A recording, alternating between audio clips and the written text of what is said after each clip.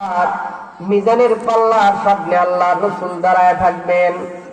মুহতারাম হাজিরিন, বলেন তো দেখি, কেউ কি সারা জীবন এই দুনিয়ার ভিতরে যারা আছেন মরতে হবে কি হবে না? হবে। তাই বলেন না, মরতে হবে কি হবে না? তার মানে একদিন সকলকেই দুনিয়ার থেকে বিদায় হয়ে যাওয়া লাগবে। বিদায় হয়ে যাওয়ার পর একদিন সকলকেই কবরের জগতে থাকতে হবে। কবরের জগতে চলে যাওয়ার পর একদিন আবার মাটির থেকে আবার একদিন হাসরের ময়দানে উঠাবেন। তাই বাপদার খুব দিল দিয়ে শুনেন, মনে করেন কবর জগতে আছি, হাসরের ময়দানে দাঁড়ায় আছি, কেমন অবস্থা হবে?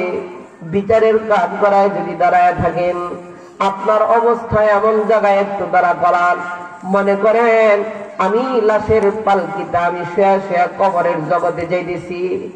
এই চিন্তা করলে জীবনে কেউ গুনাহ করার ক্ষমতা নাই। এই চিন্তা যদি করে কেউ কখনো গুনাহ করার ক্ষমতা রাখে না।